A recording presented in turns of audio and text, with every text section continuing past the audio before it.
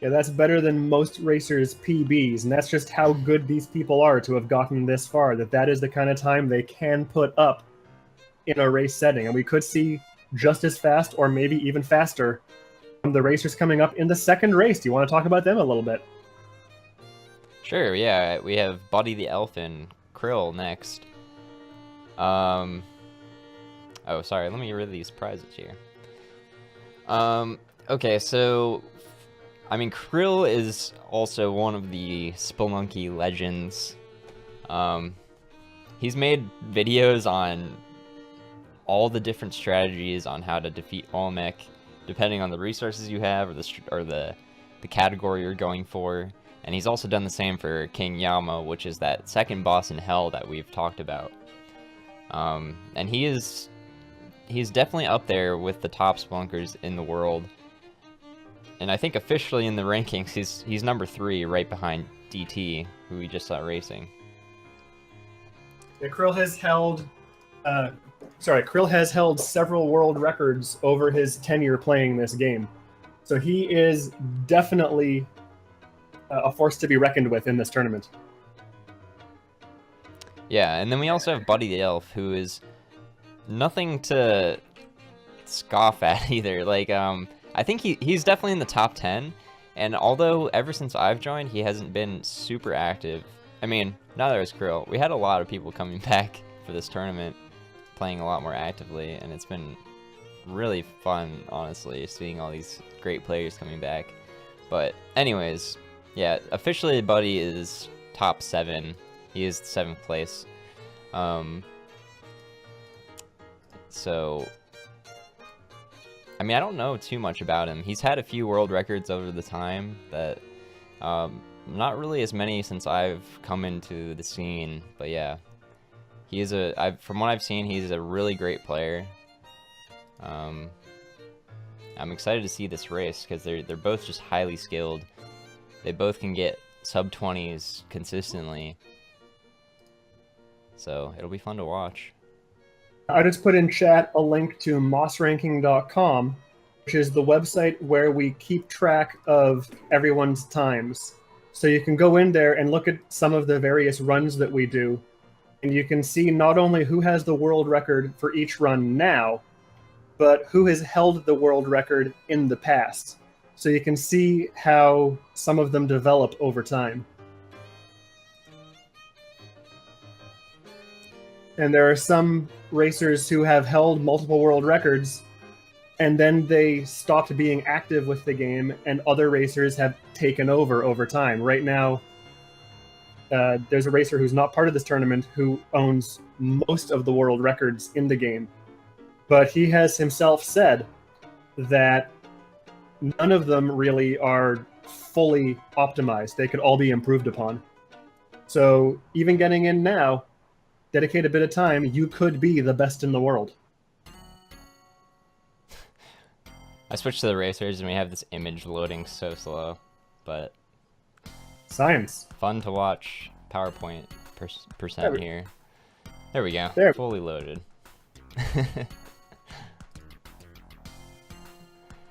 Okay, so we got the racers ready here. It's gonna be really fun to watch. I'm excited. Yeah, this should be a fantastic race between these two. These two runners are both essentially Spelunky royalty. So we're watching something pretty special with this race right here. Yeah, they've both been on the scene a long time ago, probably more towards when Spelunky first came out in 2013. Whereas, you know, DT has been a Spelunky legend too. But Spef is fairly new, so the hype isn't as much because we're seeing some like old Spelunky legends race. So it's gonna be fun. Yeah, we love all of the racers that we have here today, though, so please don't think that we love some more than others. We love them all equally, especially DT.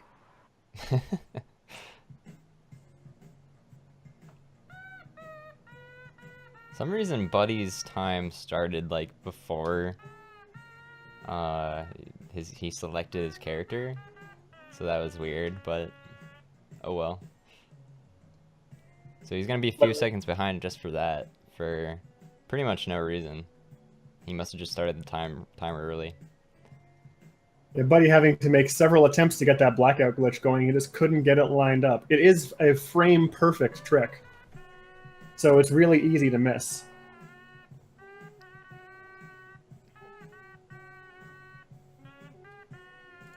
So for those of you who may be joining us for the first time here who did not see the first race, what we're doing here is an all shortcuts plus Olmec race.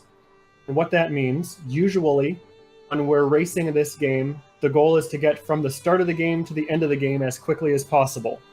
All shortcuts plus Olmec is instead a segmented race with a whole bunch of objectives to do. Those objectives have to do with delivering specific items to the Tunnel Man, is his name, at the end of each zone. There are 3 deliverables per zone to open up the shortcut to the following zone. And then once all 3 shortcuts have been opened, then they reset to, or continue through depending how the split went, in order to finally defeat Olmec, the boss at the end of the 4th zone called the Temple. Yeah, while you were explaining that, Buddy actually cooked a bomb a little too long and blew himself up on the last level of the tutorial. So that cost him about probably 15 seconds. So with that starting timer early and that death, really the tutorial cost way more time than it should have. Now we've talked about cooking bombs a little bit, but we haven't actually described it. Would you like to talk about what cooking a bomb is? Sure, I mean, as soon as you drop a bomb, it starts cooking, and you have about, I don't know the exact time, but I'm gonna say maybe like 4 seconds or something, 5 seconds, until it blows up. So what speeds up the tutorial really is basically you would want to cook the bomb as much as possible, so it's just about to blow up, and then set it down where you want it to, or throw it where you want to. So you want to like get the bomb out as soon as possible, so you save as much time, but then it also becomes more dangerous when that starts happening. And something else that you may have noticed our racers doing today, which Buddy just did, is looking down. And the reason that they do that is to figure out whether the drop they want to make is safe. And there's actually a reliable way to know that, which is when you look down, if the tile you plan to land on is entirely on screen, then it is a safe drop. If it's only partly on screen, it is not. There is an exception to this rule in the jungle, where you can drop out of a tree branch and go 3 tiles further, which is technically to a place that's off screen. But the general rule of thumb is if you can see all of the tile while looking down, then it is safe. Yeah. You know, I actually, I kind of had a feel for like what would be cause fall damage or not after playing this for a while, but I never really thought about the full tile being visible until I heard you say it during one of our races like a year ago when you were commentating on it. I was like, oh, that's interesting. It's a nice way of thinking about it. Yeah, it's one of those things that I did some science on. You also saw a lot of science in this game. Yeah, now we saw Buddy just now drop a rope while taking a fall, and the reason he did that was he knew that he had to go to the side. Being able to grab onto the rope before he lands is a bit of a time save, because he can grab that and move without having to wait until he reaches the bottom. Yeah, and you'll also see a lot of people just dropping ropes on these early splits for drops they can't see without looking down.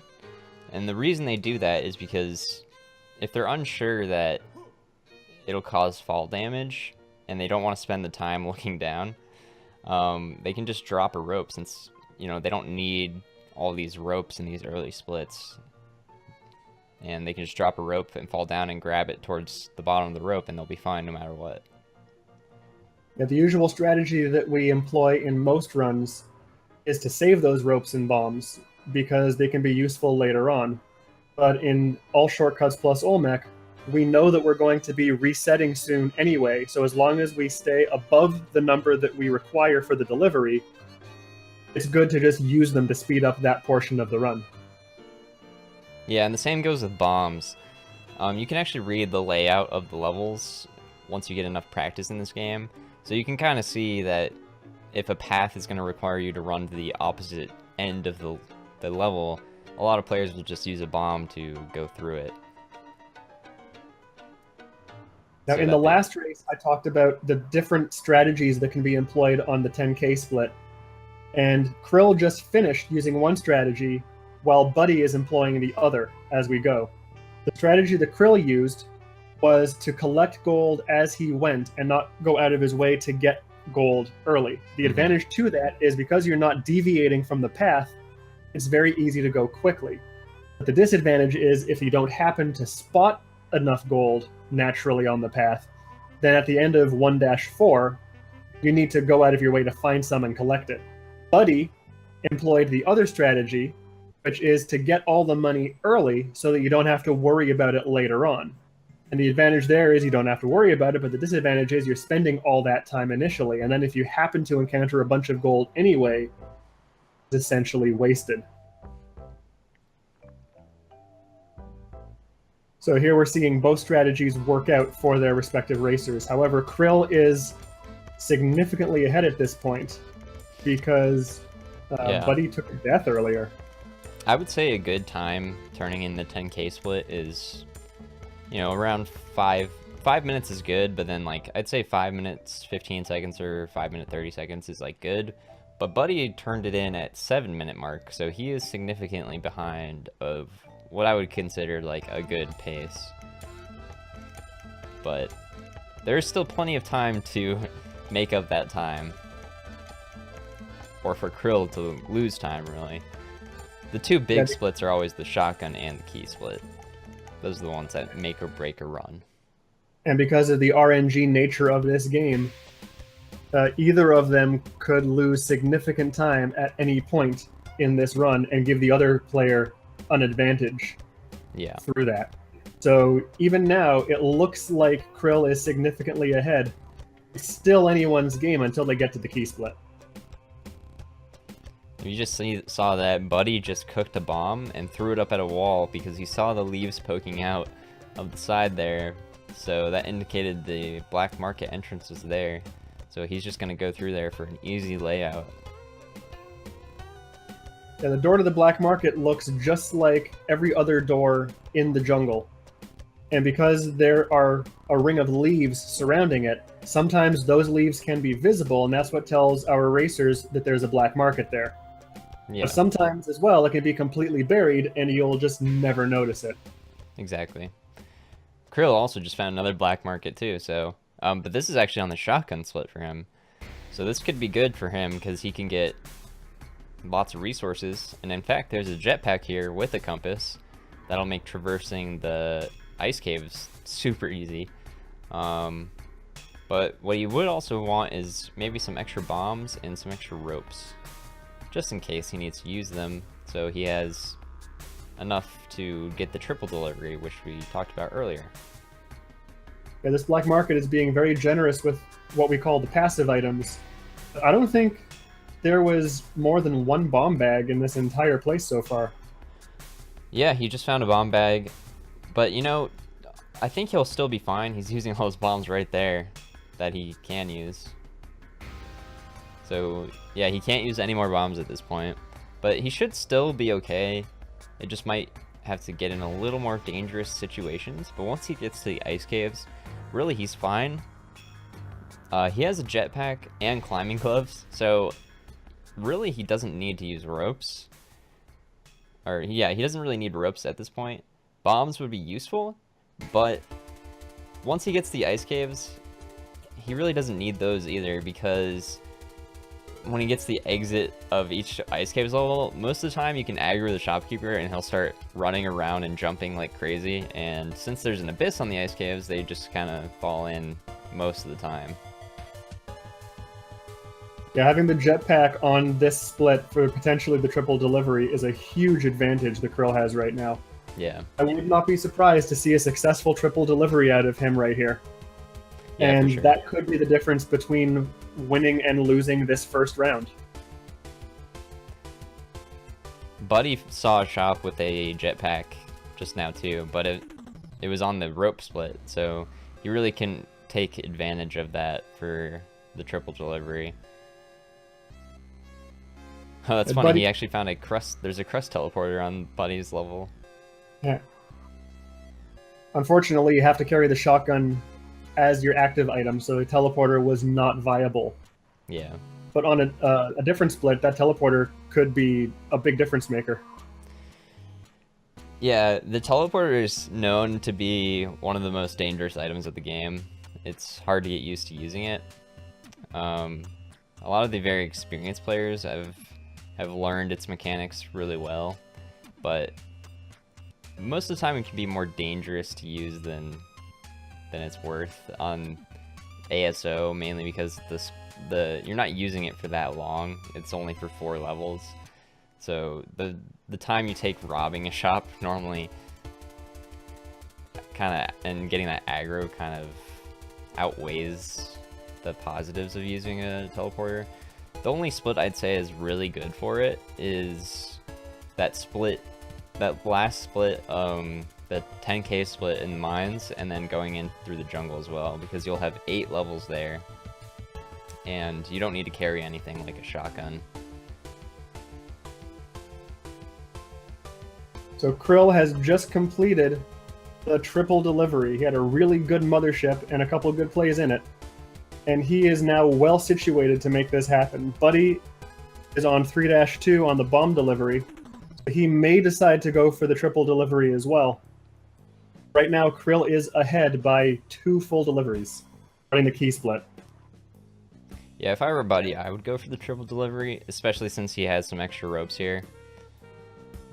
He can use 4 ropes at this point, and he has some pretty decent mobility. He has spring boots, which lets him jump an extra block higher, and as well as the climbing gloves, so he can climb on any surface. And he's gonna have to use a rope here to get into the mothership, but yeah, he's going for the triple delivery. Krill is on an insane pace, though. If this key split treats him really well, we could see another sub 19.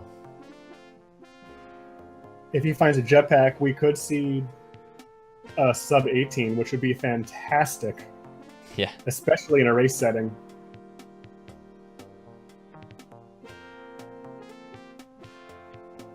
It's nice to see the best players coming together for the finals now, and just seeing like them giving it their all, getting these crazy times in races. Ooh. Wow, I'm surprised Buddy didn't die there. Did you see that? I did see that. That was an amazing combination of enemies and events that happened right there. Yeah, he could have easily died there. I think the shopkeeper like threw him, and then the turret shot at him, and it's a whole mess. Shot him out of the way of the instant death ray of the alien queen. That's true. So Krill it was a combination of being unlucky and lucky at the same time. Sorry. Yes. Say what you're saying. So Krill has found his key on 1-4, as Buddy now is starting his key split on 1-1. Krill looks like he's taking his time to make sure he gets to the mine safely. Buddy is just going through as quickly as possible, so they're currently 3 levels apart. But already having the key and not having to look for it means Krill has a bit more of an advantage than it may look like.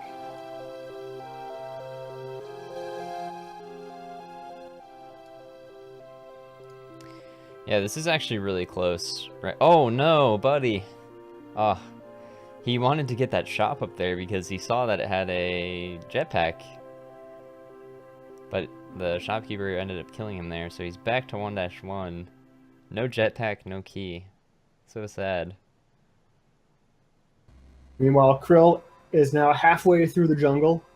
If he's watching the stream, which is totally fine, we have no rules against that, we may see him slow down a little here because of the advantage that he has. Yeah, if he knows what Buddy's situation is, he'll know that that he has quite a big lead on him, so he doesn't need to play it as risky. He can play it more safe and take his time. Yeah, at this point, just finishing the run may be enough to secure the victory in this first round.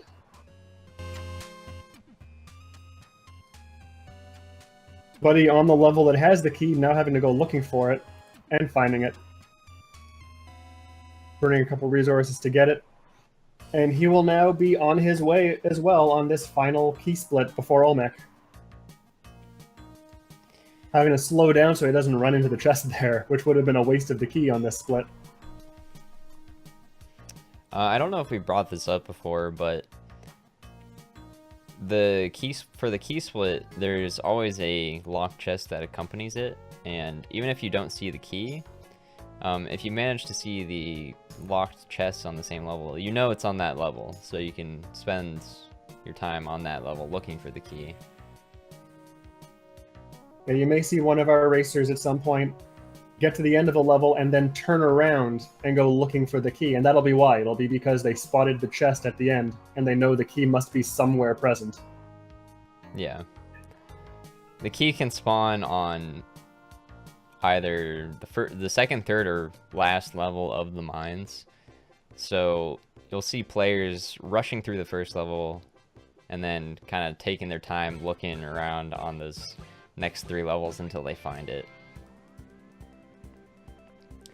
But both players have the key, and Krill's actually doing a strategy where he can turn it in at the mothership, so then he'll just reset here and go into the temple shortcut. So this is something that we haven't seen yet today, is resetting for Olmec. And the reason for that is you don't need to. If you have the resources, and it's better to continue on with what you have and just go straight to Olmec because it saves the time of the reset. So Krill just got Anubis' scepter because Anubis was just dead on arrival. Anubis is a mini boss. You'll see him floating around the first level of the temple, and he'll shoot these like laser circle things at you that'll kill you instantly if you touch them. And if Anubis dies, he drops a scepter, which you can use that thing to shoot laser things. But sometimes he'll end up just being dead when you get there, just for whatever reason. Yeah, that scepter is part of the elaborate strategy you need to employ in order to get to Hell. Yeah, definitely. There's a lot more steps. Yeah, we talked about how there was an elaborate setup to get into Hell.